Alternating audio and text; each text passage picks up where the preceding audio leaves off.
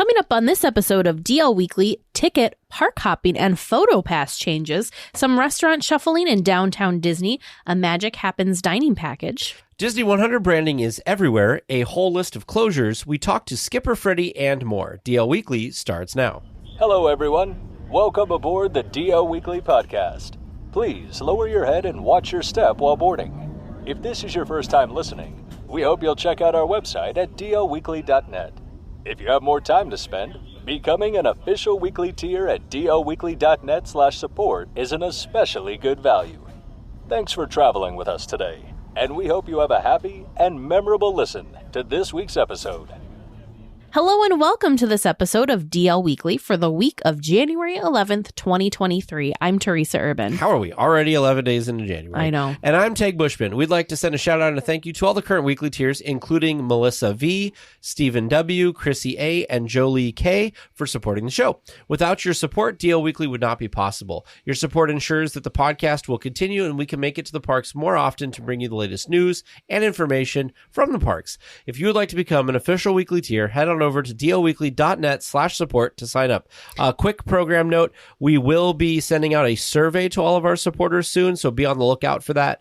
Just trying to figure out some stuff about the podcast. Well, our friends over at the Howard Johnson are offering some really incredible deals. Room rates in January and February start at just $149 a night. Those same rooms without the discount can run up to $219 plus a night. So just a refresher, the buildings 1 and 2 are both the newly renovated buildings, and those room rates are starting at $169 a night. Parkview rooms are also included in these low discounted rates. To take advantage of these great deals, visit our website at DLWeekly.net and click the Howard Johnson link. The discount code will also be there for you as well. It's that time again for our friend Eric over at Concierge to catch us up on other Disney news. Hello, everyone. This is Eric Johnson with Concierge, and welcome to the D180. While Teg and Teresa cover all things Disneyland, in the D180 we take a spin around the rest of the Disney universe, and we do it in 180 seconds. Let's jump right in. We start our journey in Walt Disney World, where Disney dining plans haven't returned. Instead, Disney is trying a new tactic for the moment regarding its discount on resort stays. Disney World released its discounts valid for the spring and early summer of 2023 just recently. For some days starting in July, halfway into September, you have your choice of deals. If your family misses showing up to the parks having paid for a mostly inclusive trip, Disney once again has an option. The old Disney dining plans were an option that was very popular, but also complicated. Trips to Walt Disney World resorts frequently featured deals on the plan that allowed families to budget for their Disney dining across snack foods, quick service restaurants, and sit-down dining destinations. It was a complicated affair, but what Disney World trip isn't? The current idea is somewhat more simple. As usual, discounts apply based on the resort at which you choose to stay across deluxe, moderate, and value resorts. The time frame of your visit this spring and summer season also makes a difference. These factors determine your level of discount on your trip. If you choose to go this direction with your discounts for a 4-night or more Disney World stay, count on a range between $75 and $150 per room per night. You'll receive a Disney Dining promo card that you can use at most locations around the parks. Dining reservations at the sit-down locations are still highly recommended, but the card can be used at sit-down locations, quick service locations, and some snack carts across the parks and hotels. Don't count on them paying for your meals at non-Disney hotels, though. If you need some quotes or even a bit of explanation, call our expert planners at 856-OUR-EARS or send us a message through concierge.com. Our planners have spent the last couple of days boning up on this new promotion. If you need to see Walt Disney World sooner, we get it. Discounts are still available for the next couple of months while the Epcot Festival of the Arts kicks off. From January 13th through February 20th, check out this fan favorite festival that features art stands around Epcot. Fans of Disney merch, food, and original art can't lose at this festival. Running out of time here, so let's take a quick look around the world of adventure that we will soon see with National Geographic Adventures. Bookings for 2024 trips are opening up now for their many destinations around the world. Disney is even offering early booking discounts for those who know where they want to go. Set up that trip before April 7th and you can get between $400 and $750 off your total price. National Geographic Expeditions rely on their 130 years of travel expertise to bring you incredible opportunities. Each trip pairs you with small groups of travelers and a few expedition leaders. Travel to remote locations in Alaska, the Swiss Alps, Jerusalem, Patagonia, China, and so many more. These trips are not to be missed. What's more, I'm pretty sure looking at this list that I have a lot more that I can cover, but I'll save those Nat Geo trips for another week. Stay tuned, everybody. And that's 180 seconds. I hope you enjoyed our quick spin around the rest of the Disney universe. If you'd like to learn more about these Disney adventures or just have a few questions, please come on over. Visit the social media and websites of both DL Weekly and us, their official travel planners, concierges. We look forward to planning something special for you and yours. I'm Eric Johnson, and this has been your D180. Well, thanks, Eric, for that update. Now let's get to the news.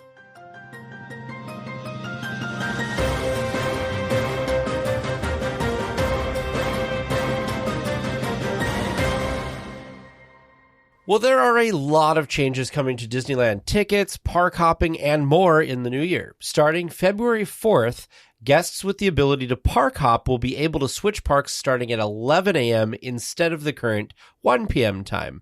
More dates have been added to the calendar at the $104 ticket level. So that's like the daily tickets. That's the entry-level one, bringing it up to nearly 2 months of days at the lowest ticket price. Throughout the Disney 100 celebration, digital attraction photos will be complimentary starting on February 4th. This is limited to digital attraction photos only. Also announced were more opportunities to join the Magic Key program throughout 2023 as pass inventory becomes available. For all the details, check out the link in our show notes. This is going to sound absolutely ridiculous, but the one that was most exciting sounding to me, which it's not even the best one, but it was the most exciting, was complimentary digital attraction photos. I think this is such an easy, but also very fun thing for Disney to do. And this is all guests. It doesn't matter if you're a Magic Key holder, if this is your first time, your 1 millionth time to the park, does not matter. All guests are eligible for these free digital downloads of your attraction photos. And I think that's just smart because what is everybody doing anyways? They're taking a picture of the screen, so may as well let them enjoy the nice version that doesn't have the print and all that all over it, and it doesn't have the glare of the screen on it too. But I thought that was so fun and so exciting and something that's so easy. Obviously, though, lower ticket prices, more days is also super great as well. Yeah. At this point, I feel like the park hopping thing, moving it from 1 to 11 seems like I'm not even really I wasn't sure before, but I'm even now even less sure of kind of what the point of limiting the park hopping is, other than to try to make it a little more flexible with the park reservations.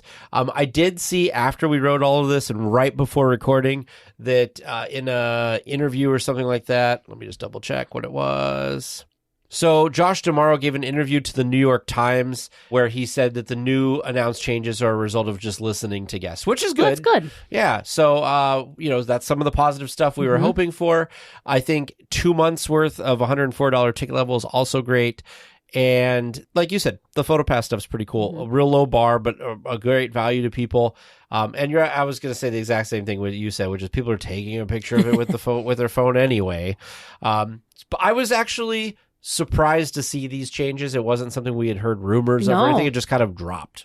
And speaking of things that we were surprised to hear, the closest location to get food in the Esplanade abruptly closed this week. La Brea Bakery announced the closure of the downtown Disney and all other non-airport locations to focus on their partnerships with distributing their baked goods to other locations. The location will make room for a temporary tenant before being demoed and becoming the location for the new Portos that was announced back at the D23 Expo in September. Yeah, this was interesting to me because there was like a rumor or something, I want to say like late Sunday night or something, and then Monday they kind of talked to everybody and that was their last day of operation, or they were only open for like half I don't know what it was. It was kind of weird. It was just like announced on their Facebook that were closed Yeah. today and forever. What's interesting to me, and I did not know this, was La Brea Bakery is the only location in downtown Disney that has been there since the beginning and has never been renovated or refurbished. So if you would have gone to La Brea Bakery on the opening day of downtown Disney way back in 2001, it would look exactly the same as it does now. I thought that was interesting. And I kind of feel like it's like a moment of sadness because they've been there since the beginning, and that's a long time. Well, and they offered a lot of great options. You know, and our hearts do go out to all of the team members and cast members. Well, the team members that worked at the downtown Disney location, because this is, you know, it doesn't seem to me like they were told ahead of time. So they kind of came in thinking that they were going to work that day, and oh, nope, the location's closed. I'm sorry, you don't have a job any longer. You know, that's a really difficult situation. So my heart goes out to all of those folks impacted as well. I did see that Disney was working with them to see if there was a place in Disneyland or DCA or somewhere else in downtown Disney that they could move them into or transition them into. So hopefully. Now, I couldn't talk about the sex thing in that last one because it is this news article. Yes, we did hint at the next news article here. Yes, fans of great tasting, inexpensive food can now rejoice. Earl of Sandwich, the sandwich shop that was torn down with the rest of the AMC Theater complex, has announced its return. In the near term, it will be moving into the La Brea Bakery location, adding a sit-down option until a new location is built elsewhere in downtown Disney, likely in the west side where the construction is happening now. This is happening in February. That's a quick turnaround.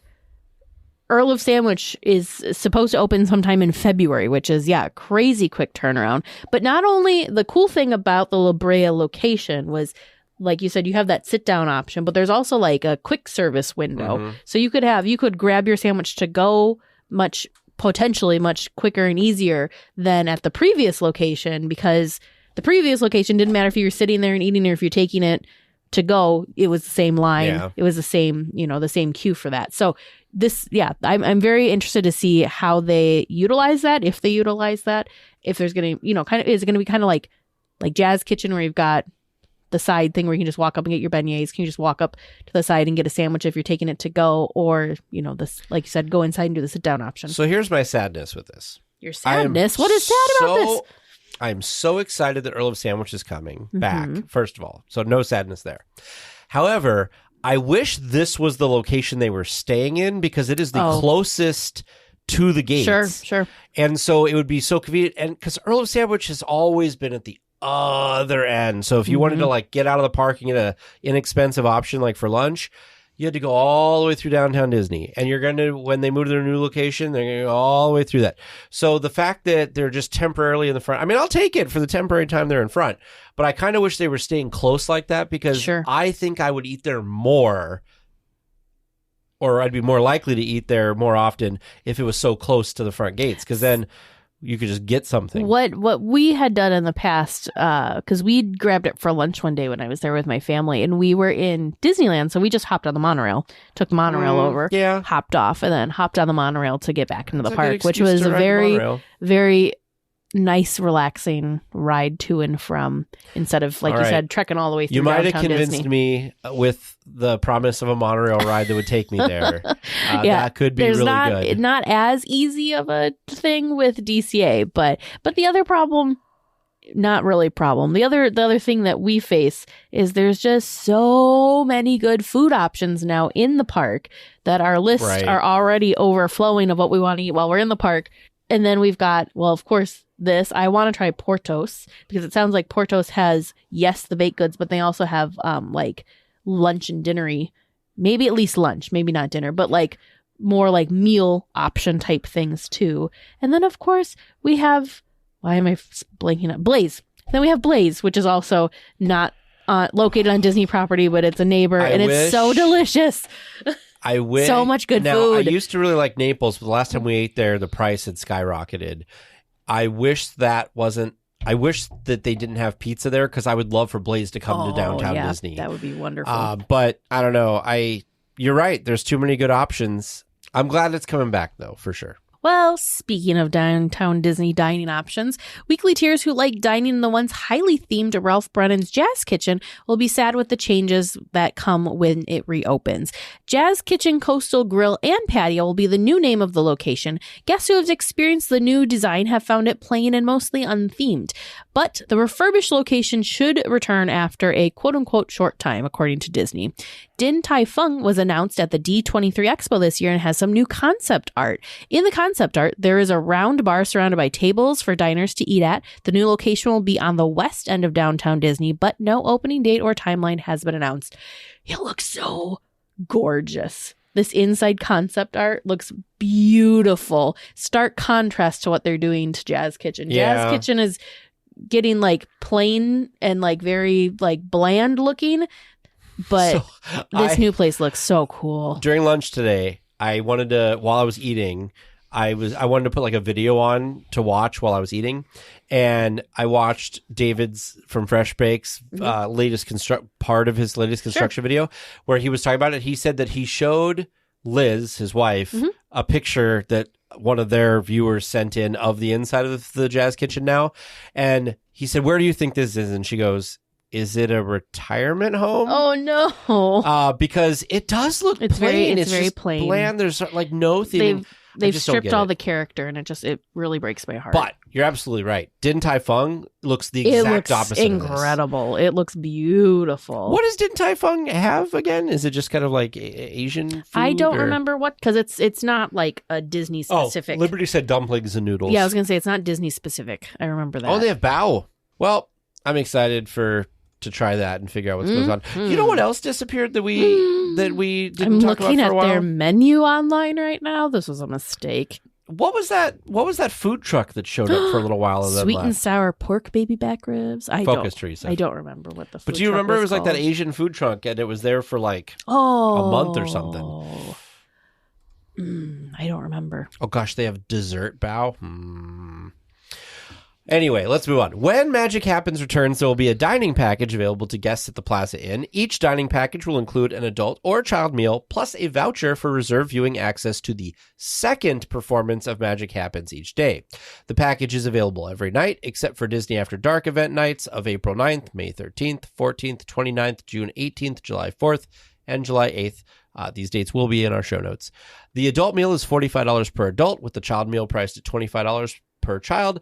Dining reservations need to be made between 1 p.m. and 3:30 p.m. to take advantage of the package. So your dining reservation has to be within that window. I'm sorry. I just realized something with this news article that's made me very curious about other things. So this news article comes from the Disney food blog. And did you not notice something here? The package is available every night except for Disney After Dark events on April 9th, May 13th, 14th, 29th, and June 18th, July 4th, and July 8th.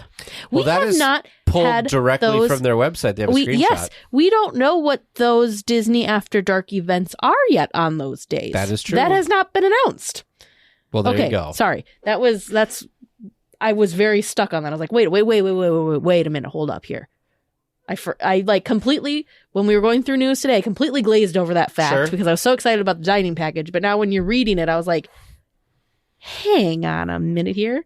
Detective skills coming out. Okay. So Magic Happens dining package parade. I'm excited, or dining package for the parade. I'm excited about this. And honestly, I should look up what the price of a meal at Plaza Inn is, because I feel like the chicken meal was like $20 or whatever. Yeah, I feel like the price point isn't outrageous by any means. So the adult meal comes with short rib and fried chicken. So here's the question. I have questions about this, which is why I didn't write it in the script of what the meals were.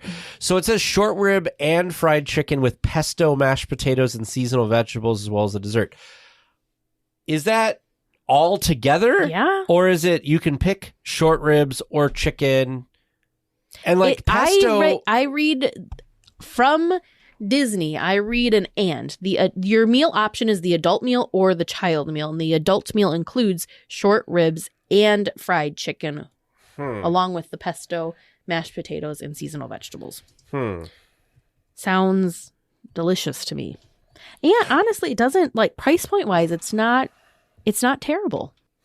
It's too bad you couldn't add I don't know, pay an extra whatever amount to split it, because it also sounds like it's a lot of food. Well, and the thing is like, I mean, I wouldn't pick this dining package because I don't like the short ribs. So, and I just kind of want the fried chicken. And this pesto mashed potato sounds interesting. I don't know. There's so many questions I have. And then the child's meal, by the way, just to cover all of our bases, is chicken tenders, mashed potatoes, and seasonal vegetables, and a dessert. And everybody, so the adults could do a fountain beverage or a Dasani water, and the children's thing comes with a Dasani water or a low-fat milk. So just to kind of put pricing into perspective, the normal chicken entree is $19.49. A dessert is like $6.99 or $6 to $7.99, depending on what you get. And then what is a fountain beverage is like $4. $4.59. Sure. So you're up to 20 plus so you're 7 for about plus, $15. You're getting, for a little under $15, you're getting the parade viewing. Yeah. So before tax and depending on what exactly it is you get, it's about roughly $32 for the chicken meal, a dessert, and a drink. So yeah. 45's not too shabby. You like the idea of the short ribs and the fried chicken and the pesto mashed potato? Yes. I mean, we know how much I adore the fried chicken. They have beef pot roast there. I've not tried short ribs from the park. I don't think. Definitely not from Plaza Inn. Sure. So yeah, I would be very excited about this. Like I said, the only thing that makes me nervous is it sounds like it's a large amount of food.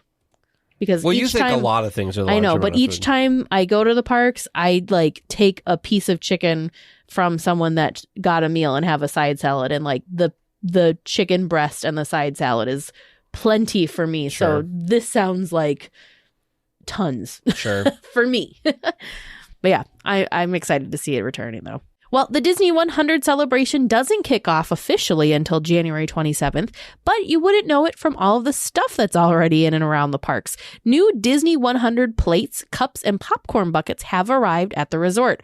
The disposable popcorn bucket is shades of purple and white with the Disney 100 logo with 100 Years of Wonder underneath. The coffee cups are a similar design with the standard soda cups sporting red along with the purple, sharing the color scheme with Coca-Cola. The paper plates feature the purple design around the edges of the plate with the Disney 100 Years of Wonder in the white center where the food goes. Okay, this is ridiculous. I think these are beautiful. I am happy because I love purple. They're so cool. The theme color for this celebration is purple, so I'm very excited by that. I know it's nitpicky, but go with me here. I wish they would roll all of this out when the celebration kicks off. Oh, yeah, I'm not sure why. Because there was stuff there when we were there in mid-December. Oh, merchandise, yes. Yeah, but like, couldn't all of that wait until the 27th and have like a big kickoff? Yeah, I don't know. I think part of that was we were there at the end of the holidays. So a lot of the holiday merch had already moved out the doors. So it was we're just kind of in a weird transition period right now, I think. And I think we're just more aware of it because of the internet. Sure. Maybe it's always been like this. I don't know. Maybe they did used to wait until a specific date and keep these things kind of hidden. But the other thing that's kind of nice in doing it this way, to me, this is like left field, but still related, is I think this helps with like demand. I think this helps with people not just getting park reservations because this is the day the merch drops kind of has like the Black Friday feel and merch craze for when this merch, if they have an official, with official release dates versus it kind of showing up. Yeah. Sure. So it may be intentional for reasons kind of like that. But I like the design. I'm telling you though, like I almost wish these weren't disposable because that coffee cup, I would take coffee in that design of coffee cup to work every day. No problem. I am certain that sometime during the 100 celebration there probably will be a Tervis tumbler or whatever you can buy that looks like this. There is like a hot beverage mug that's been spotted. Mm-hmm. Well, from now through January 18th, Magic Key holders can pick up a Disney 100 print featuring Mickey and Minnie gallivanting around Sleeping Beauty Castle. The castle features the decorations for the Disney 100 celebration, the fountain, and swans in the moat. The print by Asia Ellington is distributed in the extended queue for It's a Small World every day at 1 p.m. while supplies last back in Fantasyland. If you see a long line, don't be deterred. It does move quickly. This was interesting to me because we're so used to all of the Magic Key offerings happening over in DCA by the Silly Symphony swings recently. So it's fun that they switched locations and this is now, you can pick this up in Disneyland instead. I do have to say I am sad that we're not going to be there during the times that this is the giveaway. It's such a fun print. It really looks like something you would find easily for sale in Wonderground. It's so cool. I like it. I really, really like it. I really like it a lot. Getting me excited for the fountains, which then sent me on a journey to see if anybody has caught any type of construction work that had been done for these fountains that were only 17 days away from needing to be working. No. Because remember when we were in the parks in December, we were peeking down in there. The whatever tubing for the fountain. Yeah, the infrastructure for the fountain is down there. And I want to say someone had told us that back when the fountains are not a new thing for the lagoon. So I'm thinking it's the old infrastructure and it's still. I feel like it's been so in my memory of ever going to Disneyland, I don't think I've ever seen the fountains. Yeah, so. no, I've never seen the fountains in my memory of visits to Disneyland either. But we definitely saw the infrastructure though in the pools. Remember what somebody said is with the swans in there is they hope that the swans come back to the moat because they used to have the swans in the moat all the time. I don't think that's going to happen. I'm guessing that it's a liability issue. They're mean.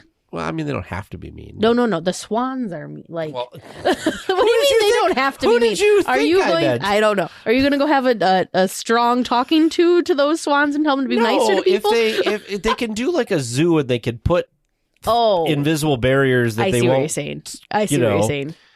Yeah, so they're just kind of in their own designated area. Yep. Anyways, yeah, this print looks gorgeous. So I am very excited for all the weekly tiers that are able to go and pick one of these up because, the colors, it's just fun and exciting. We even have did you see Tinkerbell's even in this one? Mm-hmm. Mickey, Minnie, of course, like you said, the swans, Tinkerbell. I can't remember the print again. Okay, the print again, yeah. And I can't remember this little bird's name, but he's from Mickey and Minnie's Runaway Railway. Or he reminds me of the bird in Mickey and Minnie's Runaway Railway, if it's supposed to be or not. I wish we could get one of these prints, but we're not going to be there for it. Gorgeous. We also didn't get our Magic Key holder canvas bag last time we were there. No, each time we went over there, they were already gone for the day. They were super popular. Well, more details have been announced for World of Color 1 coming to Disney California Adventure later this month. The viewing areas will be accessible through the virtual queuing system in the Disneyland app. A virtual queue reservation is not required, but highly recommended. Was there anything else with this that you wanted to talk about? That was kind of the big thing, was the virtual queue. But a link will be in our show notes because the Disney Parks blog did release more footage than we had previously seen. More sneak peeks, more snippets of what's to come with World of Color 1. Sure. You know what's funny? I see this shot with Grogu in it, and I don't think I've seen a video clip of it. I've just seen pictures of it. Oh, could be. I just want to make sure I didn't miss anything with that because the only new piece of information, I feel like they keep, every time they talk about World of Color 1, I feel like the marketing department at Disney has this paragraph that they're like, make sure you tack this on. And it's always like, World of Color 1 shows the strength of how just one little thing can ripple through and do all this. And I'm like, okay. It's just, for some reason, it just seems like they're really about telling you this in every post about it. Star Wars, Galaxy's Edge. Yeah. Justin and Rafa.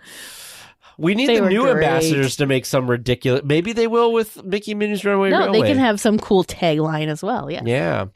Well, new Disney 100 standard popcorn buckets have arrived as well. For $12.25, you can pick up the standard white bucket, which is wrapped with the 20s Art Deco style and Disney characters with Disney 100 Years of Wonder logo.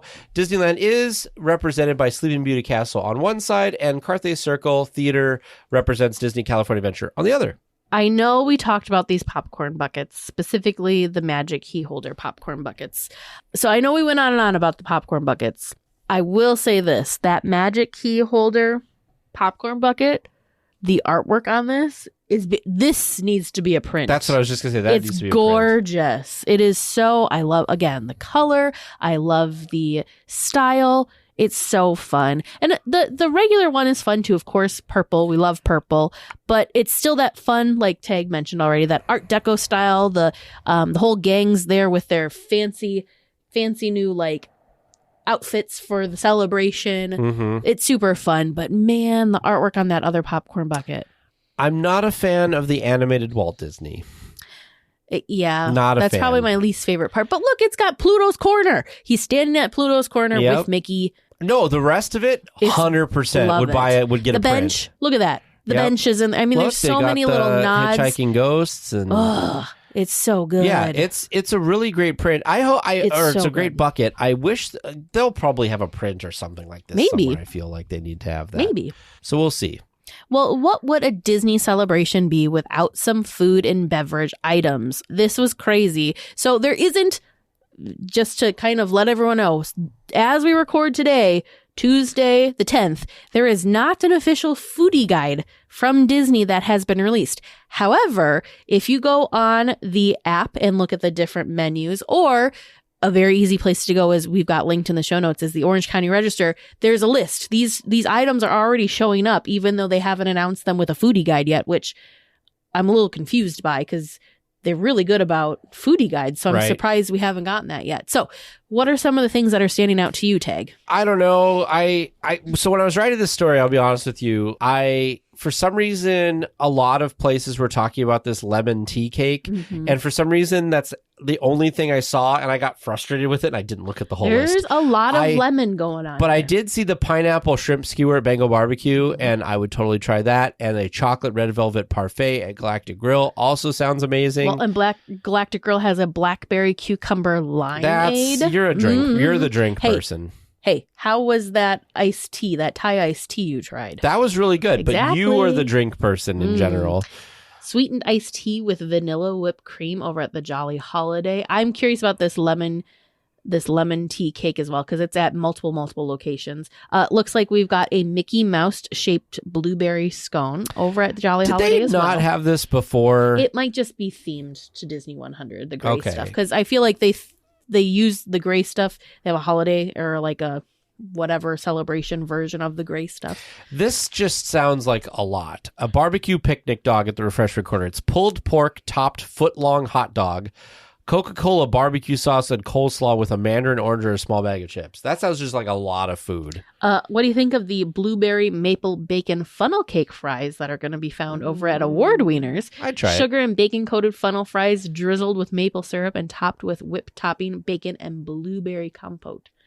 Interesting. I feel like I want the foodie guide to come out because I want to see pictures. Yes, there's no pictures. Why is lemon the thing? They've got a lot of lemon. I feel like spring. It's more lemon and berries, kind of more of like spring flavors for the season. Did you see your esquite corn fritters have come back? They are still there. Yes, and I didn't get to try them, so I'm excited about that. The Pacific Wharf Cafe has a Chipotle chicken sandwich. An Asian beef burrito at Studio Catering Company. That could be good.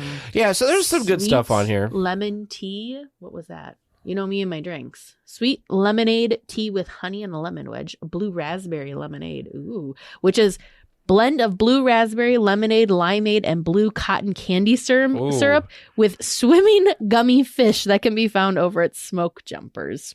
That sounds like a lot of sugar. I don't know how to feel about that. It probably looks really cool. A lot of good options like usual. Well, weekly tiers who will be visiting the parks in the near term should be aware of some of the refurbishments that are happening now and in the future. So currently closed is the Adventureland Treehouse, which will continue to be down until later in 2023. Mickey's Toontown until March 8th. It's a Small World is removing the holiday overlay now through January 19th. Indiana Jones is down until spring of 2023, along with the annual refurbishment of Grizzly River Run, ending on the same for the spring of 2023. The Disney Gallery and Great Moments with Mr. Lincoln are transforming for the Disney 100 until January 25th. For future closures, we have Radiator Springs Racers, which will be closed from January 17th through the 23rd. Mickey's PhilharMagic from January 24th through February 3rd.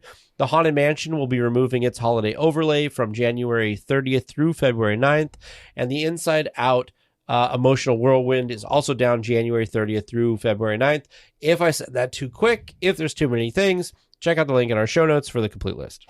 So the other thing we want to note too is with the Adventureland Treehouse and Indiana Jones both being down, something else has been impacted, and the pathway in Adventureland is now closed. So if you take a left and go into Adventureland, you of course can get to the Tiki Room, Tropical Hideaway, the shopping area there, the Jungle Cruise. You can get all the way to the Bengal Barbecue, and that's as far as you can go now. So you cannot continue through and connect up with New Orleans Square. So if you want to go to New Orleans Square, go through Frontierland for now instead. So I'm very curious about this, and my gut feeling is the what was that water feature? They're installing that. That's why this is all closed, because with Indiana Jones being closed, it's very easy for them to block off that area to be able to install that. What was it? The water buckets or whatever?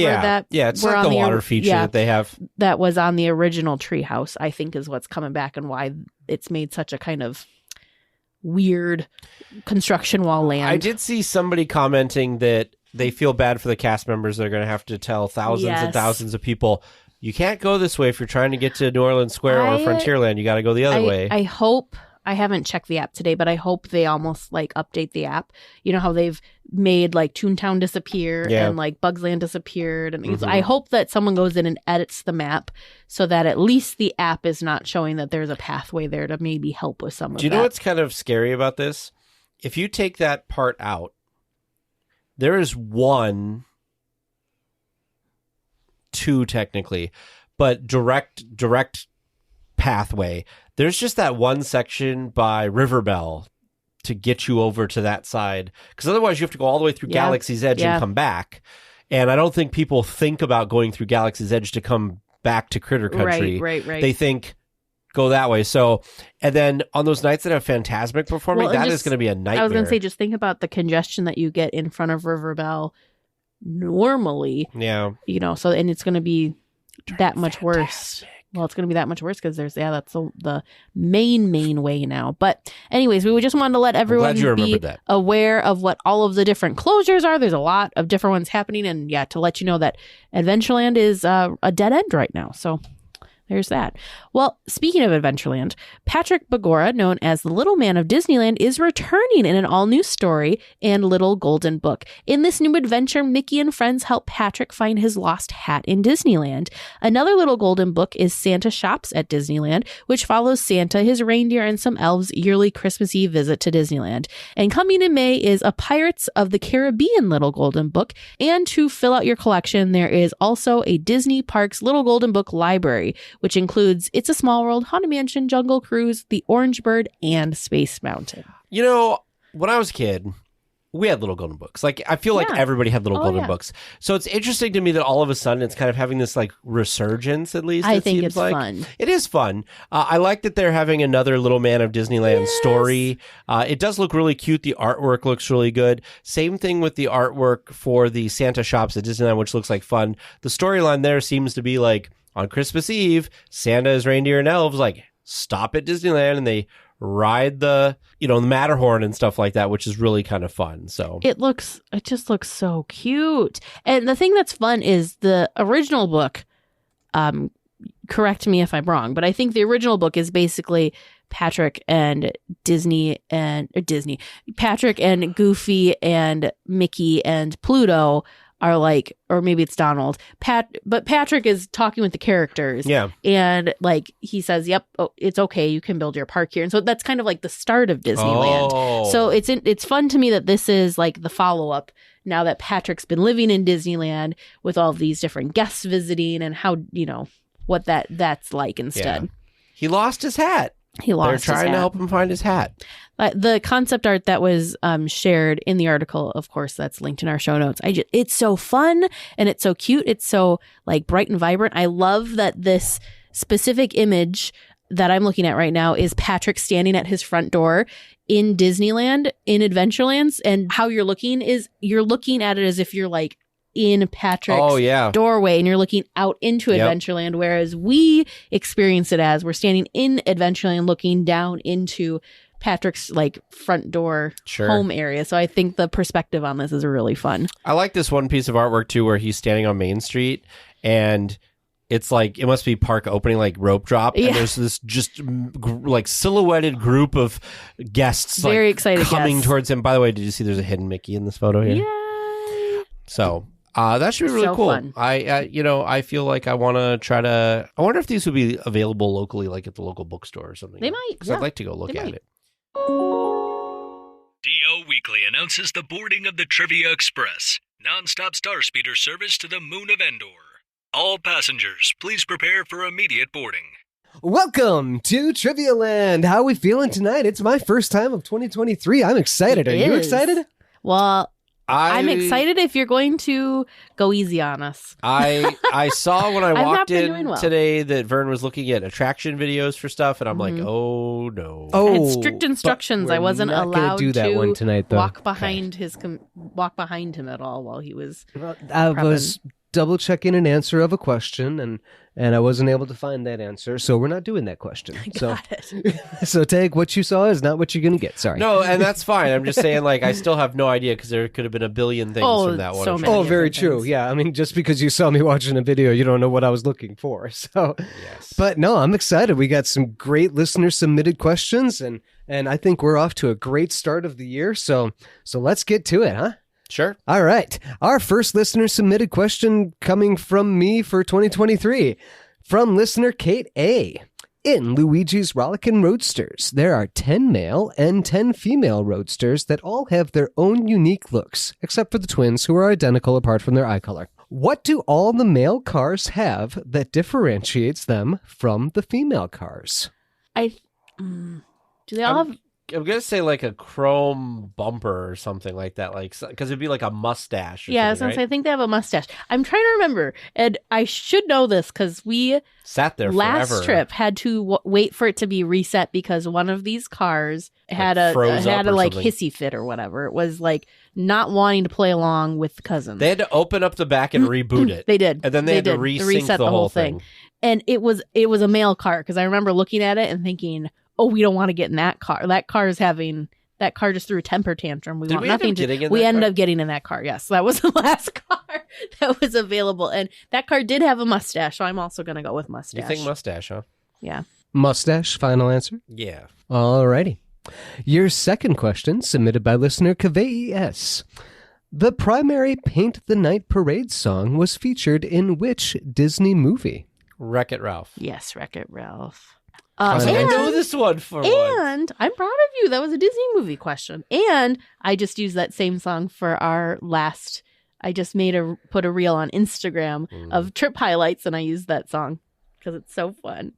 So, Wreck-It Ralph, is that your final answer? Yes. All right. Our third regular round question, submitted by listener Brooke A. After the Disneyland Main Street Electrical Parade closed for the first time in 1996, what parade took its place? Oh, what was it called? Something magic. I just remember when we talked with Robin, the former ambassador.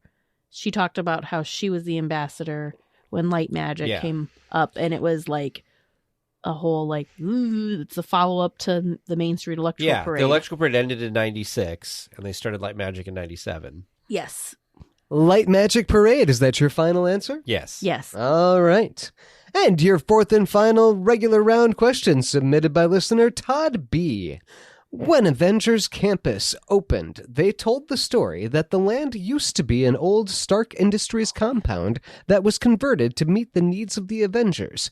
They even included a map of the old compound. What non-Avengers attraction is directly referenced on that map? Ooh, I'm gonna say Heimlich's Choo Choo Train just because I love Heimlich. What? Can you repeat just the end part of the question? Which non-Avengers attraction is directly referenced on that map? I do feel like it's Mater's Junkyard Jamboree, because I was it's gonna like right next to it. yeah, I do feel like I thought it was a throwback though to Bugs Land. Mm-hmm. But you think it's Mater? Yeah. Well, you might be confusing it with the fact that like when the Wasp comes out, she's got like the little. Oh yeah, bumper they've car got that. thing Yeah, or they've whatever. got that. Yeah, so I think it's Mater's Junkyard Jamboree. If Since it it's butts not, up. this is not my answer, Vern. But if it's not, then it's probably Luigi's Flying Tires because that's the other close attraction. Oh, so you're just thinking like But I think it's spatially Mater's with the map. because of how things work. Yeah, Maybe it's like the Hyperion. It could be so many things that are. I think it's Mater's Junkyard Jamboree. I put Mater on there for you. Okay, And you put Heimlich? I put Heimlich. That Perfect. was my original answer. Final answers, Fern. Final answers, Mater's Junkyard Jamboree and Heimlich. Yes. All right. And your bonus question tonight, submitted by listener Donna S. Previously, at the entrance to Disneyland, what did the sign say? Can you be more specific of what sign you were As you're walking up to You mean the the- entrance, or it used to be as you drove up to the entrance, or I mean, I guess currently you still can kind of drive up, but we always walk up. The There's the happiest place sign. on It earth. says Disneyland Resort, but it used to say I mean, I feel like if we're talking about the same prior sign, it to said a bunch of stuff. 1999. So one. Oh, the happiest place on Yeah, earth. the happiest place on earth. I was gonna say because the one was a marquee, so they'd change it. Yeah, but I think he's Yeah, talking the about the happiest main place thing. on So earth. yeah, it's Disneyland, the happiest place on earth. Is that your final answer? Yeah. Mhm. Well, listeners, how do you think they did? How did you do listening at home? If you stick around until after the discussion topic, we can all find out together. Well, this week for our discussion topic, we are talking with a former skipper, for real this time, podcaster extraordinaire, an executive producer at Storyland Studios, Freddie Martin. Welcome to the show, Freddie. Wow, thank you so much. I do have to correct you right away. As you see on the sign behind me, once a skipper, always a skipper. You can take the skipper out of the jungle, but you can't take the jungle out of the skipper. We are a tight-knit fraternity and sorority of the greatest Green River-blooded goofballs that have ever sailed a boat on rails. So we're just we do get offended when you say former, and I will forgive you. I can't wait to find a reason to forgive you, though. Okay. We'll find that. Skipper Freddie. There you go. You can call me Skipper Freddy. All right. Well, let's. I'm excited for you to take us on the journey of your career and everything as we go on. So with that, I'm just excited. That intro was just so fun. So I can't wait for your answer for this question. Can you please tell us about your Disney story? And this is just kind of how you got interested in Disney and or Disneyland. Yeah. Okay. My elementary school years were spent in Placentia, which is just the next town over from Anaheim. The church I grew up at is on South Avenue and Sunkist. And I went to junior high in Anaheim. So Disneyland was so close. And for, a pastor's kid and not having a lot of money, it was also so far. So, just to get in, I had to sell a bunch of newspapers at for the Orange County Register to get tickets to go to Disneyland or whatever it happened to be at the time, which is strange because they were $9.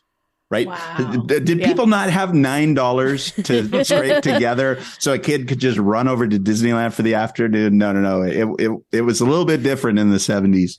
But yeah, growing up down the street, I want to tell you this funny story. It's like this is how the pixie dust got in the blood. Whenever people would come into town and, family and friends would come into town, they would want to go to Disneyland. But we, family of five, weren't going to go also to spend all the money, but we would go to Disneyland Hotel. So Disneyland Hotel was this wonderful oasis just for an evening, and you could watch the fireworks from there and go into the tunnels where the waterfalls were. I mean, it makes me so sad that my kids never got to experience walking through the waterfalls at Disneyland Hotel. But also, it was also this place where from time to time, there was a special moment when our family would go or dad would take one of us for our birthday. And Disneyland was super special to us. And I remember where I went to church was about 3-4 miles away from the park. And after Sunday night church, all the people would go out to this little grass area. And there'd be punch and cookies and people would just stand out and talk, blah, blah, blah, blah, blah. So the parents are talking and the kids are chasing each other or playing volleyball or whatever. And then this strange thing would happen. All of a sudden we'd hear the boom, boom, boom of fireworks bouncing off the buildings. And all the kids would go like this. Because then it meant it was 9 o'clock, 9:30, whenever, 8:30, whenever it was happening. And that meant we had to go home. So we were like, but then what was so sweet and magical is there's this one spot on that field where you could see between the buildings, the neighboring junior high school, and you could see between. So everybody would naturally line up into that spot. So we were kind of like clustered in this little phalanx, tip of the spear type shape to watch the fireworks. And when it was over, you knew you had to cool down and get in the car, and we were going home. And so Disney stuff has always been in my blood. I tried to be an artist, tried to be an animator, cartoonist. And so there was also this animation side of me that just desired to be part of all that magic. That's awesome. That's so awesome. I have to commiserate with you because I miss the old Disneyland Hotel as well, because our family friend who got me into computers, so like Teresa said multiple times on the show, I'm like the tech guy for the show, but he went down there for a conference and we stayed somewhere around Disneyland, but we didn't go to Disneyland, but we went to the hotel. And I remember having a wonderful evening just being, in what the equivalent of the Anaheim Disneyland bubble is. Yeah. Hanging out when you had the Jungle Cruise boats that you could control. You could drive. You had the waterfalls, like you said, that you could go in and around. The Fantasy Waters show. Oh my goodness! Yes, was like they just finally took that stage out. That stage has been there right up until they started the construction of that new building. Really? So now that stage that just sat there as a little planter was my core memories, is watching that Dancing Waters show. That whole area though was just so. You didn't feel like you were in Anaheim in the middle of a hotel with all those waterfalls, because there was paths that wound around and did all this stuff, and you could go under, and it just felt so cool. And it's kind colorful lights, and as cool as the Disneyland Hotel is kind of now. Like there's different cool things, but I don't know. I think it's like what you said, like a core memory of that. And they had this lagoon with raised platforms that went over the lagoon. And so you had the reflection of light on water, and a little bazaar space. I think it was called the International Bazaar. And you could buy shirts from, or like a dress from Egypt, or you could buy some tiki mugs or little things. And we were, again, I say poor, forgive me when I say poor. I don't mean real poor. We were, but the big treat was to get a watermelon popsicle. We were like, oh my goodness, we got to get a water. And not only that, you could hop on the monorail and take a loop into the park and come back out. So there was part of the train that was only for people at the hotel. So you'd load into that one, and when you got into Disneyland, into Tomorrowland, the doors wouldn't open, and then you would. Smart. Yeah, so it was beautiful, wonderful opportunity to kind of live and breathe the Anaheim greenery. That's like in Disney World when you could take the monorail and look inside Epcot and stuff. Oh, yes. Exactly. What the heck, Disney? Bring that back. All right. Well, on to question 2. When entering Disneyland on the first day of a visit, which way do you go? Do you go left towards Adventureland? I feel like that might be the answer. Do you go straight through the castle to Fantasyland? Do you go right towards Tomorrowland? Kind of what's your game plan on that first day? Well, I listened to your interview with Mel McGowan a few months ago, and he mentioned the tunnels. And actually, when I first read this question, that's where my brain was to the tunnels. So I'm going to answer this in 2 parts. Let's answer with the tunnels first.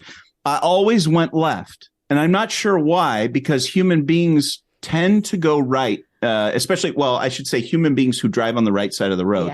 Yeah. They tend to move right. Now, at Disneyland, the crowds kind of force people to go somewhat equally, but I think if you were to do a count, you would see that they're all going to the right. But we would go left. In recent years, I started going right because I was part of this Facebook group called Welcome Back Writers. And their little gag was to post on Facebook a picture of yourself in front of the Mr. Toad's Wild Ride poster with like the Mr. Toad's eyeballs. And so in order for me to participate in that, I started going right, which I kind of love. But we would go left, and left did mean Adventureland. But this really fun thing happened with my dad on my 10th birthday that I'll never forget. And I still try to recreate it a little bit. It doesn't work as much anymore. Like they know beyond this, but they used to do the rope drop. Okay. 10th birthday. So it's 1981. The rope drop was a little bit back from Coke Corner. So Coke Corner was past the rope drop. Like now they get you all the way up to the Walt statue, right? And all the way up to Tomorrowland. But back then it was isolated to Main Street. And so my dad and I, we saw this huge crowd of people and we went into the Emporium. And as we were going, we kind of looked and we saw that we were passing the crowd. And eventually we passed the front line of the crowd and got ourselves to the last door of all of those shops that are tied together on purpose to make you buy things and make you stay longer. And we got ourselves to the very front at rope drop on my 10th birthday. And we were probably, in kid parlance, we were a mile ahead of everybody else. But it's probably maybe 30 feet ahead of everybody else. But we made a left turn. And at the time, it felt like the longest line to wait in was Pirates of the Caribbean. So we headed straight to Pirates of the Caribbean. So that was my main tradition for the longest time, was Pirates of the Caribbean first. But then you really had to start getting good at timing, with fast passes and apps and everything. I got really good at doing 5 mountains in an hour and all that, that kind of stuff. There's not 5 mountains. How many mountains are there? Oh, if you include Indiana Jones, I would kind of there you go. Yep. play that game. The e-tickets in there. Yes. Very cool. So what is your favorite attraction? And we're nice, even though this is a Disneyland specific podcast. Yeah. You can choose any from any of the Disney resorts. Oh, you're so mean. Because that just blows. It's okay. What's your favorite at Disneyland? Okay. Disneyland, it's really hard to beat that Jungle Cruise. I mean, somebody's really, biased. No. I know how that feels. It's really hard to beat Jungle Cruise, but there's a reason for that, and that's because it takes up so much space. Like if I can kind of remember going on the mine train through Nature's Wonderland. I have 2 little slices of memory that I know I was on that ride. That thing took up a huge amount of space, like the Rivers of America size of space. And the Jungle Cruise now is, it takes up so much space. It's the biggest ride at the park. And the setting is really it's a real rainforest. Like it's a real biome that grows creatures. Like there's stuff there that lives and breathes, and it's no longer a fake garden. And then you add on top of that the animatronics, not audio animatronics. There aren't any audio animatronics at the Jungle Cruise. So, and they're those Mark Davis sets, right? Still some of them left around that really bring out that humor. And then you have that human element. And there's such a connection. Same thing happens over at Storybook Land, Canal Boats. There's this is my person.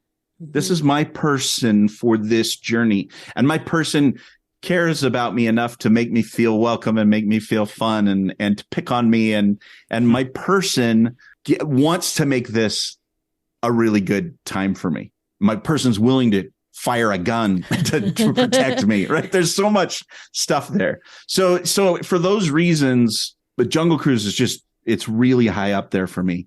The audio animatronic masterpieces of Haunted Mansion and Pirates of the Caribbean, it's just unrivaled anywhere in the world. Are you guys Florida people too? Do you like we've been to Florida. Yep. Yeah. So the American Adventure at Epcot is a masterpiece. I still have no idea how they move all those things around. It's so cool to just think about. Yeah. And it's what, 50 years old? I mean, it is no, 82. Are we at 40 years old? Yeah. It's so tremendous. It's so absolutely,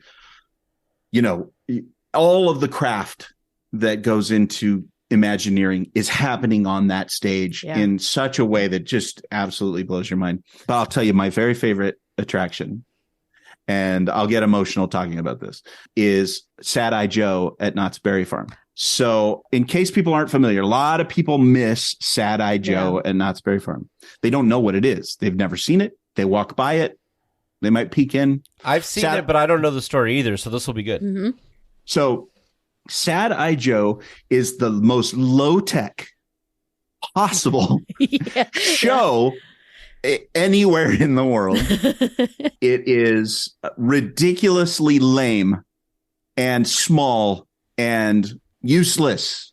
It's a useless attraction, but it comes from this heart that Walter Knott had when building Knott's Berry Farm, which is, I got to sell more chicken dinners and I got to sell more boysenberry pies. And so the lines are long. I might as well try and entertain people. Mm-hmm. And so he started adding things like a Conestoga wagon and a variety of different little peep-in type of things. And he created a ghost town. But part of that ghost town was this guy, Sad-Eye Joe. And Sad-Eye Joe is a horse thief, spelled horse thief, because people who live in Calico at Knott's Berry Farm don't know how to spell, apparently. And he's in the jail for stealing horses. And if you go in, he's a hand-carved wooden statue of a cowboy. Well, Sad-Eye Joe, if you don't know it, you'll just walk up and suddenly he'll start talking to you. Yeah. And he's not a computer talking to you. He's not a sensor. There's actually a voice saying, "Hey, how you doing out there? Nice to see you. How are you doing?" So here's a magic breaker. So magic spoiler break here. But parents need to listen to this because I'm about to give away the thing for the parents. The kids, go out of the room. You do not want this magic. Kids do not want this magic until you have kids of your own. And that's this. If you turn down this alleyway that goes to Sad-Eye Joe, there's right next to that alleyway, there's a little window on the it's a bordello. It's like, this is what's so crazy about Knott's Berry Farm is they have a little bordello. So there's a window, and that if that window is open and there's a pad of paper sitting right there, there's a guy inside there with a microphone who's playing Sad-Eye Joe. And what you do is you say, "Hey kids, go see who's in the jail." And then you very quickly write on the piece of paper your child's name. And then you say maybe blue shirt. Maybe you say likes guitar. Sure. Right. And so while you're doing that, he takes it from your hand and you catch up to your kids because they moved faster than you did. And he goes, "Well, hello, Janie. It's great to see you. I heard, how have you been? Are you enjoying Knott's Berry Farm?" And kids are perking up. They're going, "How does this creepy statue know my name?" He says, "I really like that pink shirt of yours." And then he says, have you been playing guitar lately?" And the kids are just amazed. But here's the thing. My dad would do that to me. And man, I was the oldest. So I was always trying to figure out, well, what's dad up to? What's dad up to? And I figured it out a little bit too early. But he would always add something that was just a little bit special to it.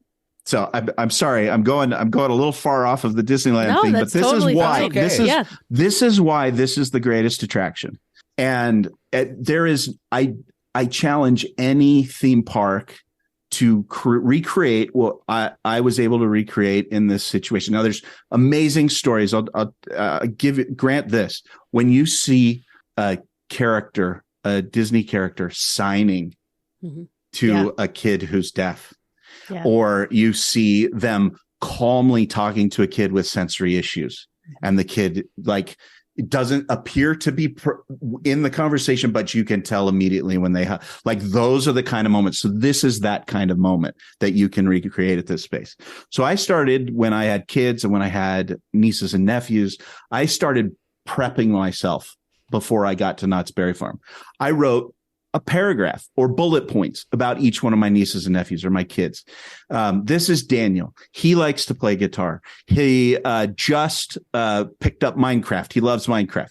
He's just got an A on his test, right? So all these different things. And I would write those things down, and I would come that prepared that I would slide it into the thing and walk down. My kid would never see me do that thing. And then we get to the front, and here he is telling them their bio. and telling them how great it is. Well, it's great. Your parents love you very much. Now he the guy who's just a theme park worker. Yeah.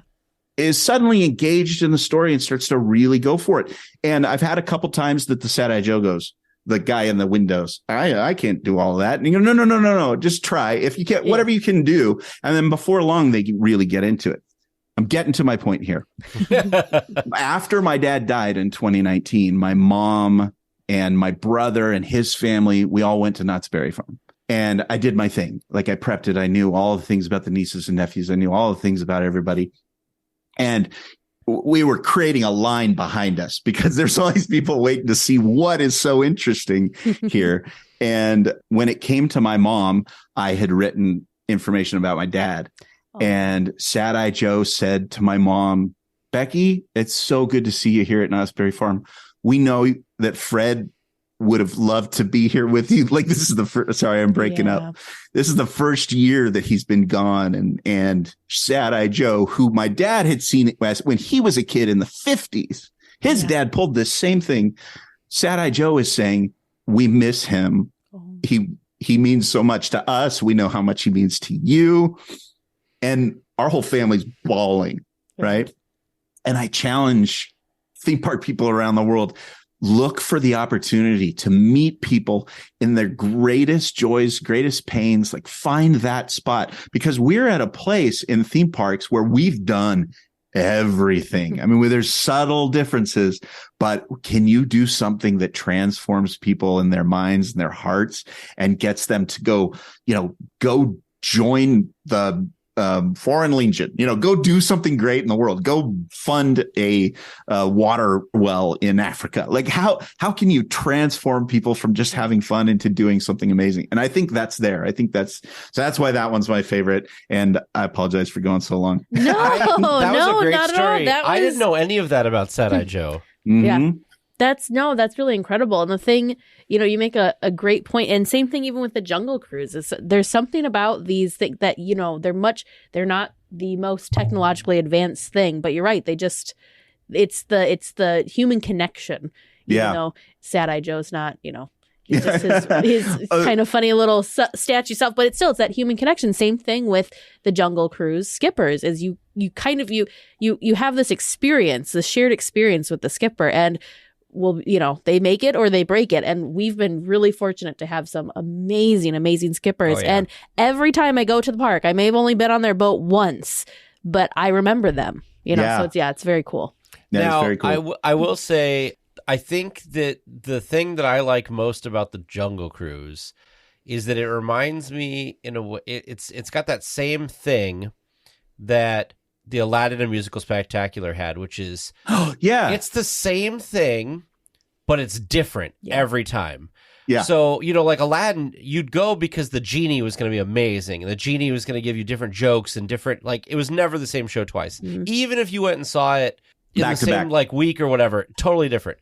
Yeah. And so I feel like the Jungle Cruise is like that because depending on who your skipper is and depending on what they decide to have be their jokes that day, totally different. Mm-hmm. And so I love when I haven't been for a while and there's new content that I'm like, oh, I thought I'd heard every way you could joke about this. One of my favorites recently, and I say recently, it was like 2 years ago at this point, it was the part with the two African bull elephants. Yep. And they saw the one. I don't remember what happened with the first one, but the second one, he's like, I've got this one trained.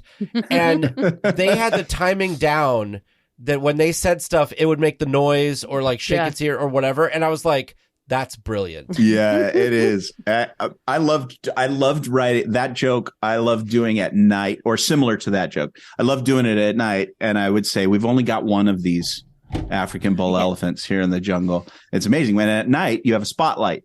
Yep. And so you can shut off the lights and only use the spotlight. And so you just hide, you go over here's and he's the only bull elephant we have here. And he's an amazing jumper and he can leap right over our boat. So I go at the count of 3, leap over our boat, Tusker or whatever I called him. 1, 2, 3. And then I would take the light and spin it over the trees. And what that does to your brain and your mind is you see something move. And now all of a sudden I'm over on the other side and people, there's some groups would fully buy in and the rest of them would go, we know what you did. There's just some fun of being a skipper. It's like, I've not ever had that one. That's a new one. That is a new one. That was a Freddy special. Now, I'm going to forget. I don't want to get to the good part or anything, but do you have a favorite joke that you told on the Jungle Cruise? Was that on your thing? No, I'm sorry. no. Is it on your list? Yeah. I'm like, stealing my questions. No, you know what? It's funny. I loved when you're in it, right? When you're doing this bit, it's like the whole boat. It's the whole cruise. So it's funny to say, is there a favorite joke? That the whole thing gets you from joke to joke to joke until they're fully yours. Like there's nothing like getting to the end of a Jungle Cruise ride and having everybody applaud. And not because you told them to, but because they're legit. They really, and that didn't happen every time. It doesn't happen every time. Treat your skipper next time and be that first clapper. Like it fills us up. But the whole joke, like the whole thing is the joke that makes most sense. Now, I know that's not what you're asking for.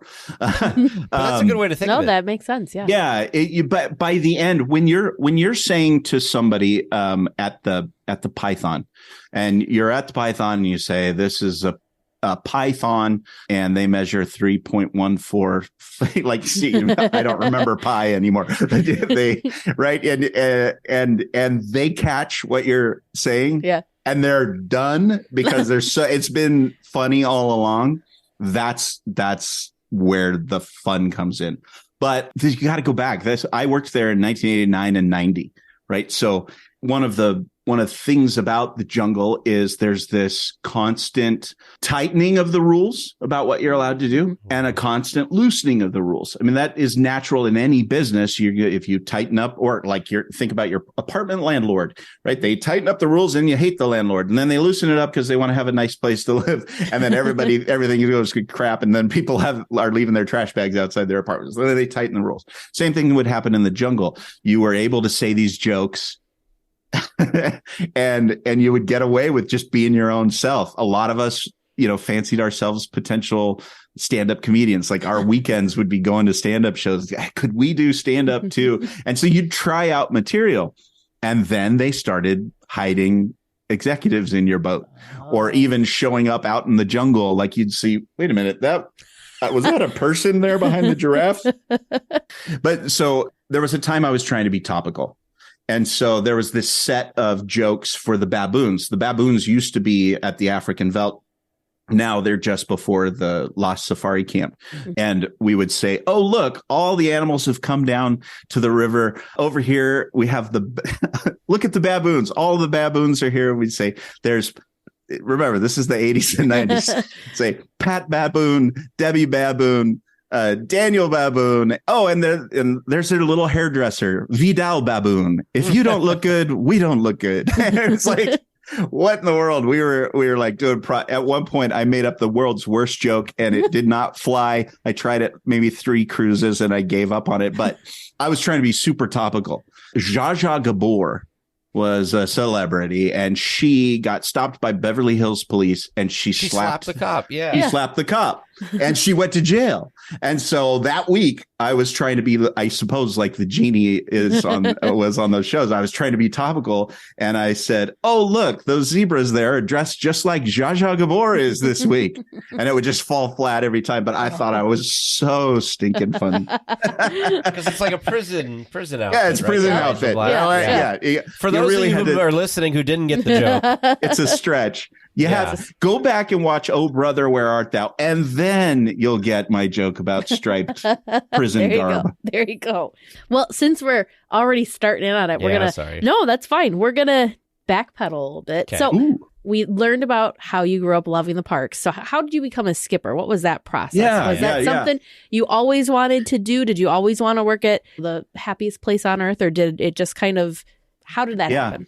Well, definitely. I've had to think about that a lot because of the industry that I work in. These conversations come up. It's like, why do you do what you do? And they're so some people might just say, oh, I remember liking the movies, or, I've had to think about it. Like, why did I end up on the jungle? And I think there's part of it that goes back to my parents and going to the park, and that being like for my dad and myself, and this idea of masculinity being like adventure, and we were going on an adventure and it felt real. You do not know that there's a parking lot on the other side of that stuff. Your brain doesn't even calculate that. And you really did just leave into danger. And so there was something about that. I loved animals. I had a little jungle set that I created my own little jungle cruise in the backyard, probably in 5th grade, that I dug out holes and then filled them with hose water so I could hide the hippo in it. Wow. And it was like ferns. It was just a bunch of ferns. And I got in trouble because I dug up some part that needed, like, I killed the fern. So there's this little side of me that's like, something about the stories they were telling at Disneyland creeped into my brain as what I wanted to do. But, as a little boy who had parents who grew up in the 50s, right? My mindset is on this adventure thing. So when you would go and see Davy Crockett, or you'd go up into the fort at Tom Sawyer's Island and shoot a gun, like fake shoot a gun, and you would go see the horses it's just like, there's all of this. And it's funny.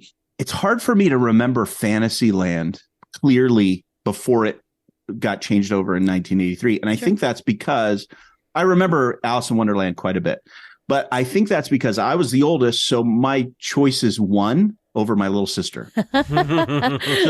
So I would imagine she probably has as few memories of Fantasyland as I do, because we didn't go to where her story being told in her head and her heart might have taken her first. So, I would really love to like latch onto the memory of the Chicken of the Sea boat. Like I can't stir that up. But anyway, so when I was in high school, we moved to Oregon, and I found a buddy who was into Disneyland as much as I was. And at one spring break, my senior spring break, we decided we were going to take the Greyhound bus and we're going to buy a ticket and go into Disneyland. We'll go stay at your grandparents' house and it'll be awesome. So we did that. We rode in the Greyhound bus and we got to Disneyland. And it was the summer before Splash Mountain opened, or it was spring break before Splash Mountain opened in 1989. When we got there, we realized that the kids who were running stuff were our age. And there's this little spark like, oh, this is a thing? This is a thing you could do? Because we were isolated up in Oregon. Like you didn't even know, you didn't have any celebrity people that you were into because they never showed up on your radio station or your TV station. It's Portland TV. The biggest celebrity is the guy who would run the AM kids show, cartoon show ago. Anyway, it's like we didn't understand, having been removed far enough from it, that you could work at Disneyland. And so that was my senior year, and that really started to burn on me in that last quarter. I could go to work at Disney. I didn't have any college plans. I was, I had this mindset that I was going to go to Europe, or I don't know what I wanted to do, but I wanted to go to big LA, and I think I want to go to Disney, work at Disneyland. And so I sent in an application, and they sent a letter back.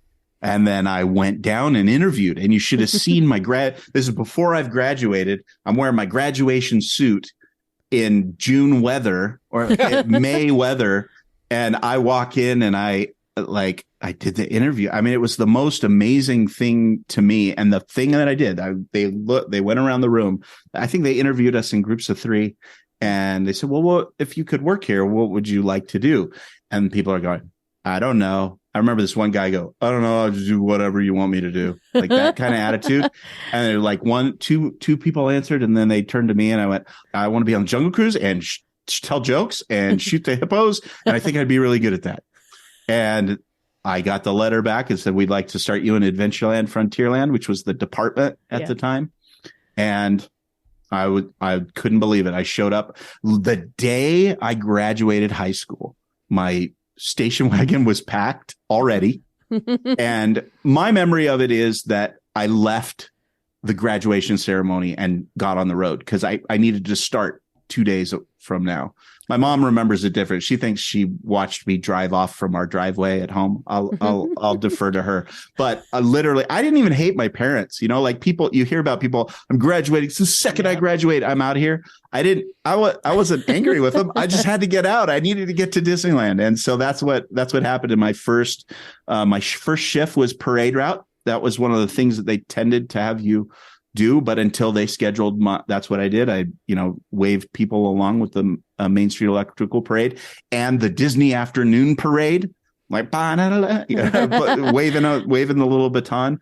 And then in 2 or 3 days, I got my training on the Jungle Cruise and did that first long 4 months there. And then they started training me on other things around Adventureland and Frontierland, so that, okay, I'll finish that thought. So that the little boy in me who always wanted to work with animals, who always wanted to be a cowboy, who always wanted to be a pirate, was now running the sailing ship Columbia, was releasing trains into the mines of Big Thunder Mountain, was running the shooting arcade in Frontierland, and working with live audio animatronic birds in the tiki room. Yeah.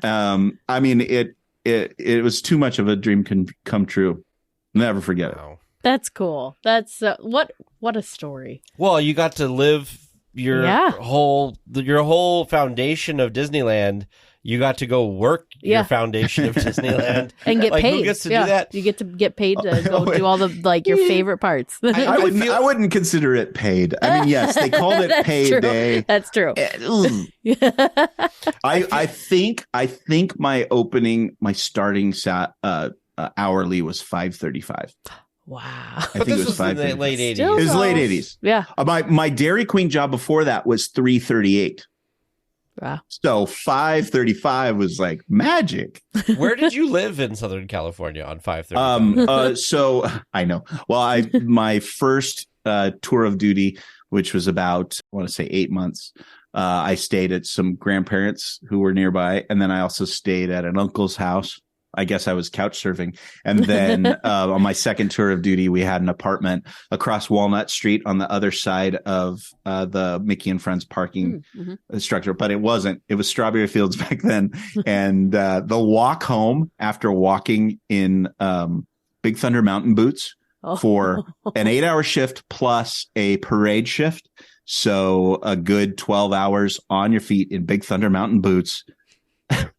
Murder. And then you got to walk from Harbor across the parking lot, across the Disneyland Hotel parking lot to your house. There was one night I took off it's my own fault. I was wearing Keds. Like, how do you go from Big Thunder Mountain boots for 12 hours to flat Keds? Yeah. And it was murder walking across that. I took off the Keds. I thought it would be better to be barefoot than it would be to wear these flat shoes.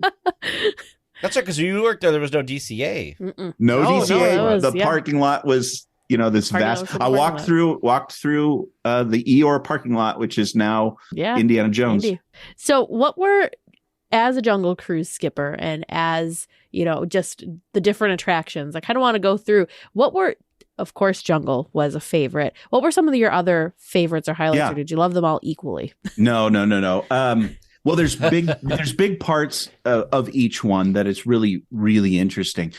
Tiki Room is particularly wonderful, partly because it's so casual. You're not going to hurt anybody. You don't have to. There's certainly safety in case there's a fire in the room. Right. You got to get people out. There's such a remote chance, but there is a chance you're going to drop a kid in between the boat and the dock at Jungle Cruise, which I did. We can talk about that later. Oh, no. But nothing to see here, folks. Nothing to see here.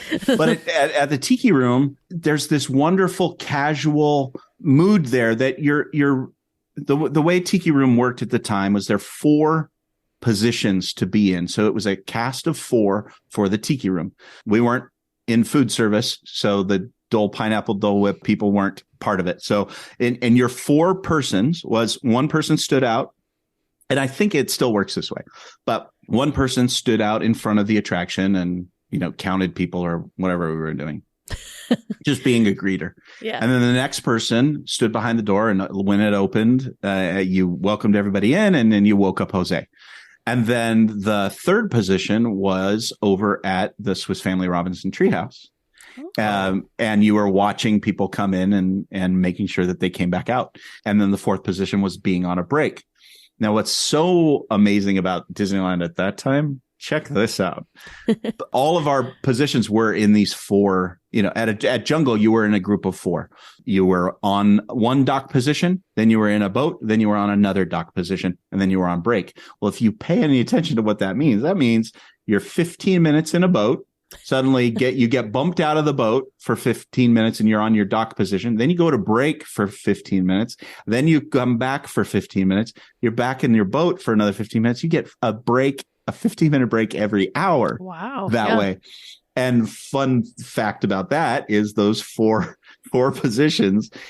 Some people were like, I don't need to go on another break.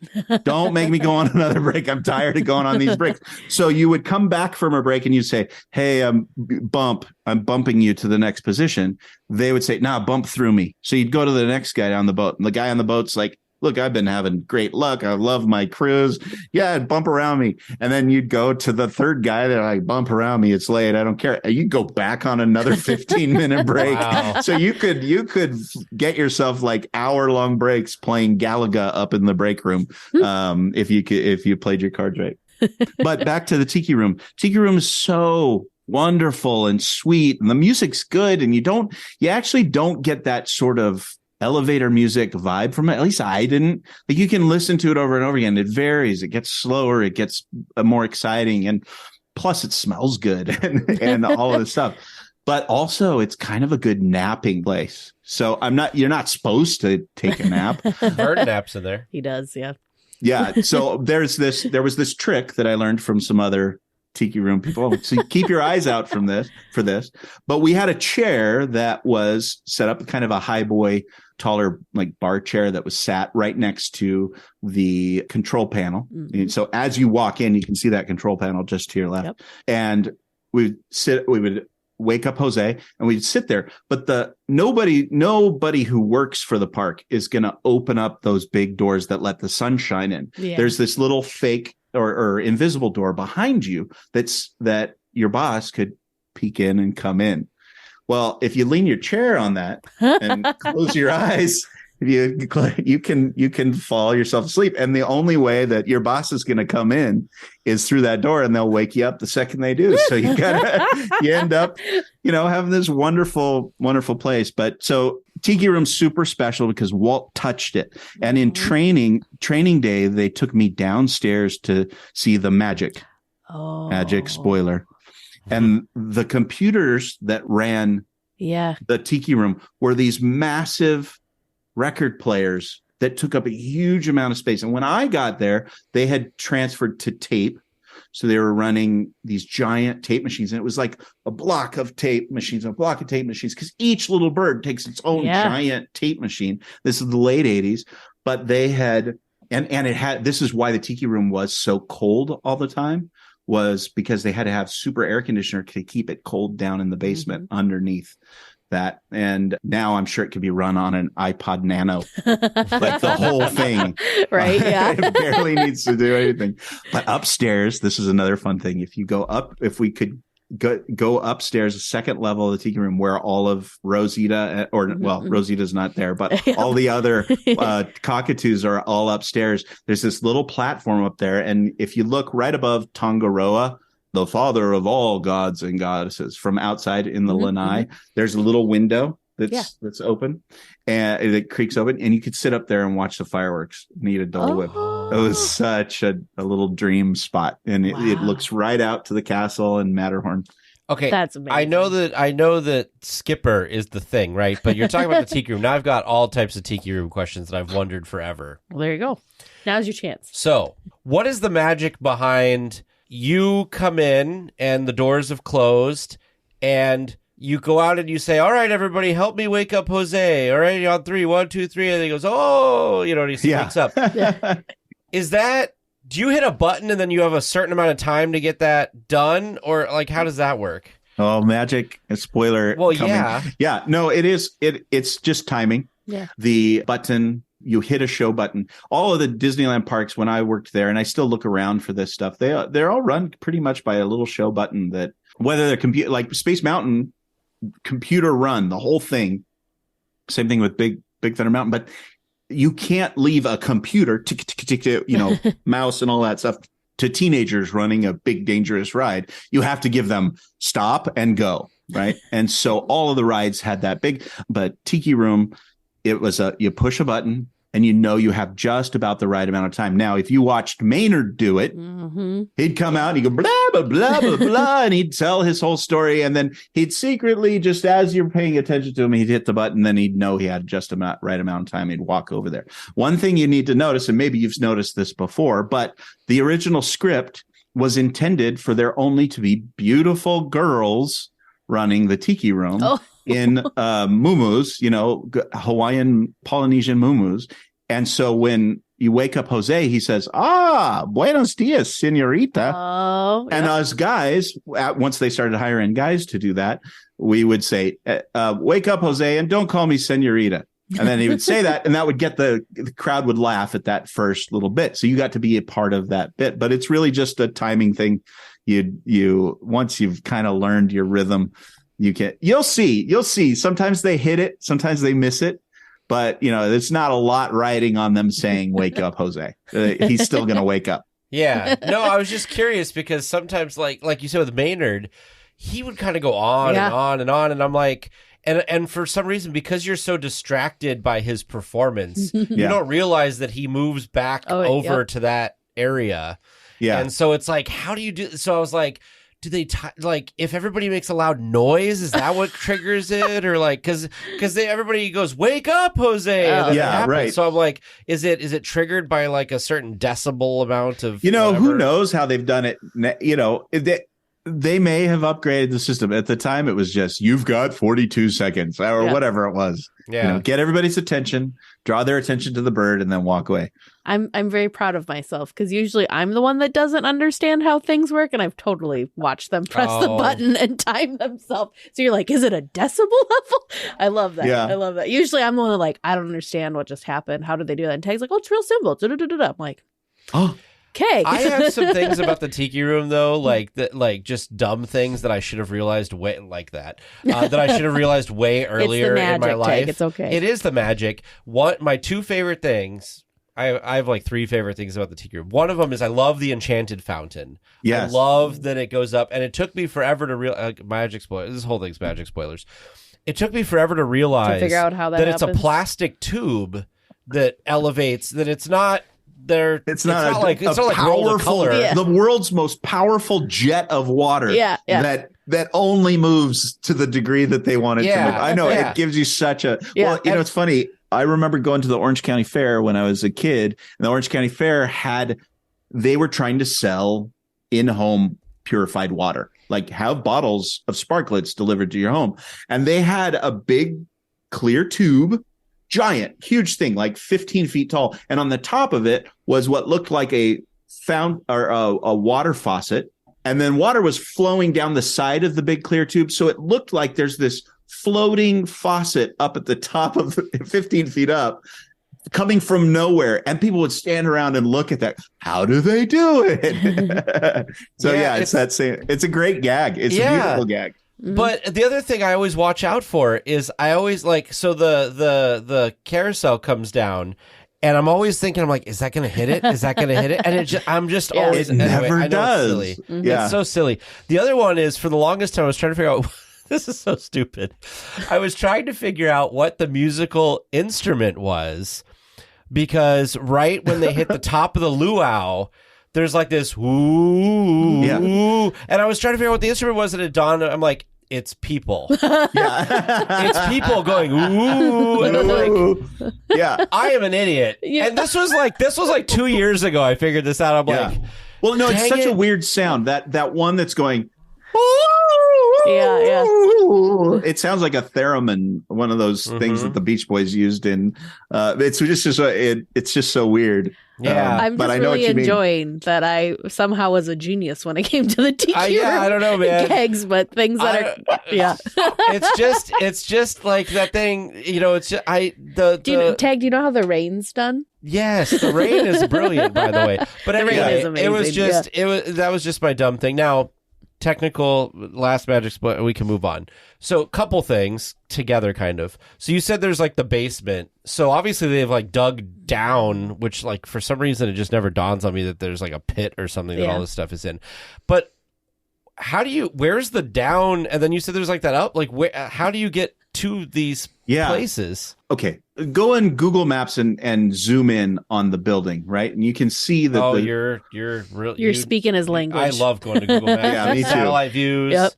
I have an article on freddymartin.net called Disney Secrets You Can See from Space. And I basically am using Google Maps to, say, what does a satellite see? Write that down, Teresa. It's called Disney Secrets You Can See from Space. If you just Google it, you'll find it. Okay. But anyway, if you looking down at the Tiki Room and you can see where the Main Street building and that building join, right? Yeah. Well, you can see that those are all three connected. Those buildings, there's two restaurants connected. And what was once the Tahitian Terrace has that whole kitchen that still was in there when I was there, was shared for events and for the Tahitian Terrace. That whole kitchen is there. So there's this major backstage space that's between the Tiki Room. It's not that Tiki Room is butt up against Main Street. There's space in there. There's actually a lot of good space in there. There's a handicap accessible elevator to the right of the lanai. That's how they get people in. Used to get people in there. Now there's a ramp that comes from what's that called now? The Tropical Hideaway. Tropical Hideaway. Now there's a ramp, but there used to be a door that went to a staircase that would go where that elevator was, or that ramp lift was. That was the door to go down into the Tiki Room's basement. Wow. Okay. And of the Tiki Room. In the depths of the Tiki Room. It was really cool too. Back then when I was there, the Tahitian Terrace wasn't run except for special events. So it's this big, massive chromed kitchen, beautiful, like cool, dark, and it's just like this really neat, like little piece of nobody uses this that we would, hang out in and wait out our next shift. I'm so glad they redid it to be something, because that was such a kind of waste of space. It's great now. It's a really cool space too, and I just love that they leaned into the tropical kind of island vibes and expanded on that. Took the Jungle Story, the Society of Explorers and Adventurers story. I'm very excited to get more of that with the treehousery theme. Yeah. Have you seen the tiger prints or the cat prints in the Tropical Hideaway? What? No. So there's a the story of Rosita and Jose is told in that area, and Jose has there's birdhouses for all of the girls, Suzette, Colette, Mimi, Josephine, me, right? All of them have, you can see their spots, and then you can see Michael and Pierre, but Jose's is sort of right out in the middle, his birdhouse, and it's on a pole, and if you look around the base of that, some cat has been stalking Jose. I'm gonna have to pay attention to that next time. Little cat footprints. I don't think I realized that Jose had his own little. I gotta look for that. Somebody's got their walker in the way. Yeah. In this photo. From that photo, yeah. Well, we'll just have to check it out next time. Yeah. Wow. See, this is why we interview people and talk to things, because we learn all it's a lot of fun stuff in that area. My favorite prop in Tropical Hideaway is the big giant snail. Have you seen the big giant snail? I have no. Oh my goodness. It's like this it's a skull. It's supposed to be like not a natives arts and crafts, like a Middle Eastern arts and crafts, but it's this big, bizarre snail, and it's right up near the ramp that goes into backstage from Tropical Hideaway. I'm gonna have to pay attention.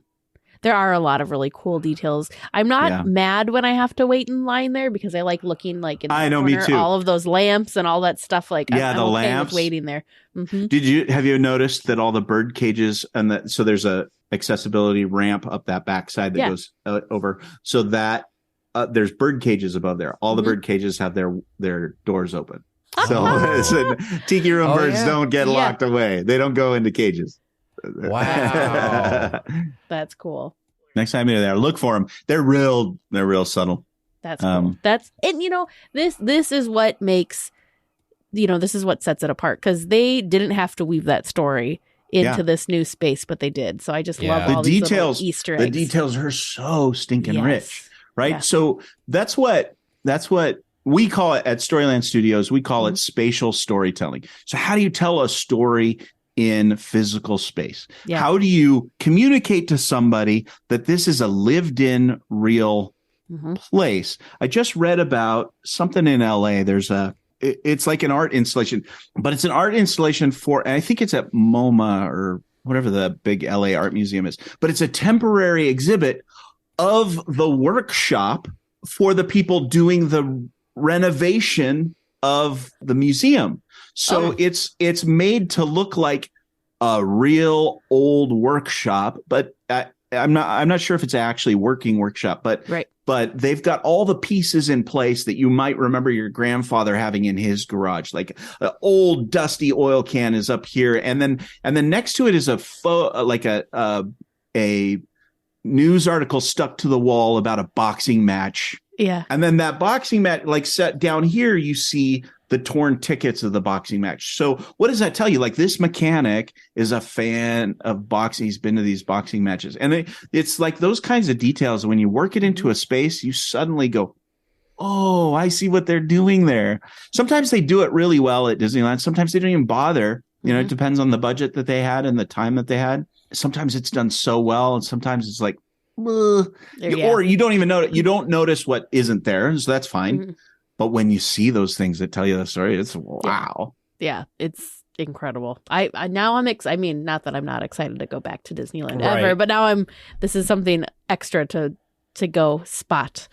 Super excited. So we just wanted to let everyone know that Adventureland Day is coming up on March 5th. This is a very fun fan event that happens right at the parks. Freddy is actually part of the steering team that helps put this on every year, and he will be leading the Adventurers Club all-purpose theme song yet again this year. But if you want to learn more about this really fun, amazing theme day that happens at the park, go to Adventureland Day on Instagram and Facebook.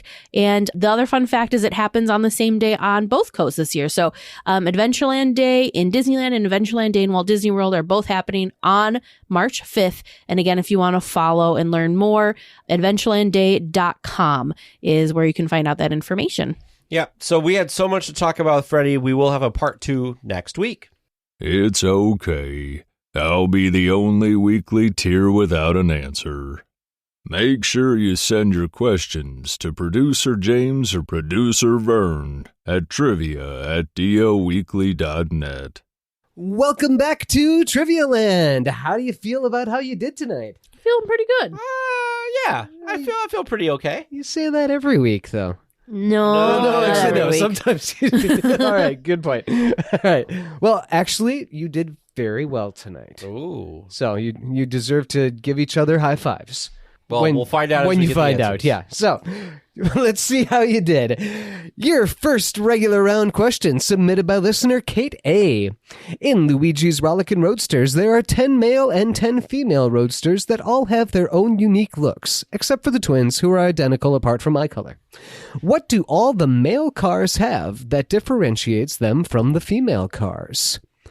Both of you getting that correct, knowing that all of the male cars have mustache-shaped grills. Oh, yeah. So there we high go. Fives. We high-fived in the chat. All right. And I'm putting a picture of Rollickin' Roasters with female and male cars. I love it. Your second regular round question submitted by listener Kavei S. The primary Paint the Night Parade song was featured in which Disney movie?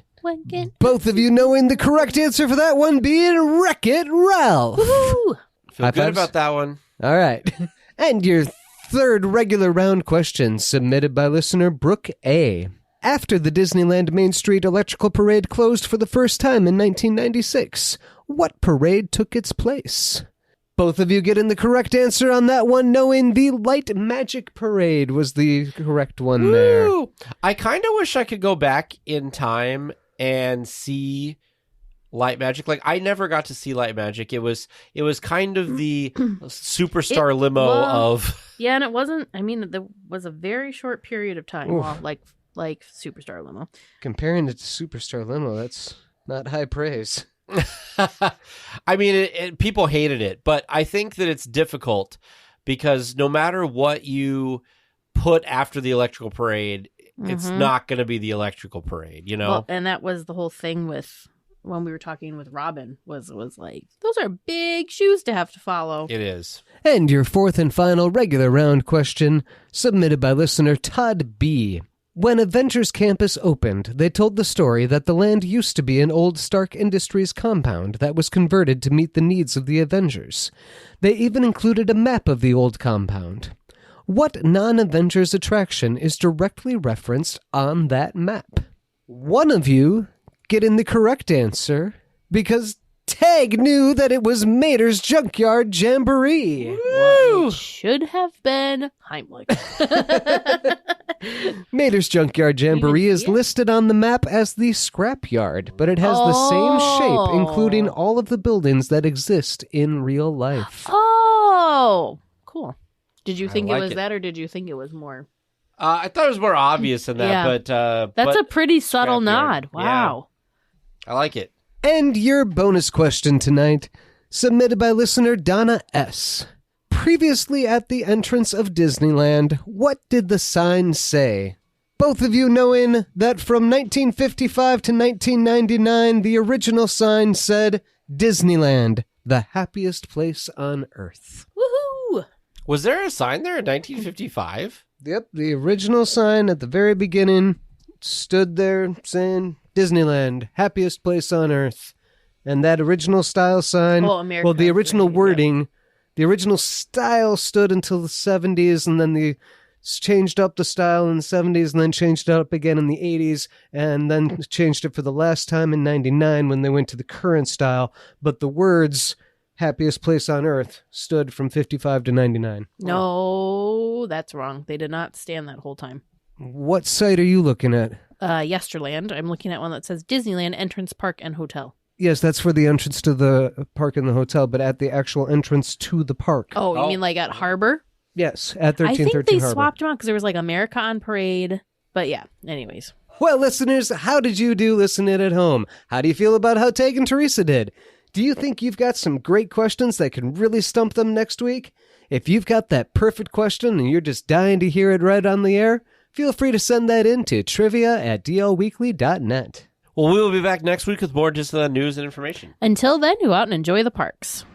Please remain seated until the podcast comes to a complete stop and the doors have opened. Then collect your belongings, watch your head, and step carefully from the episode. On behalf of all of our crew, thanks for traveling with us. And we hope you have a happy and memorable visit here at DL Weekly.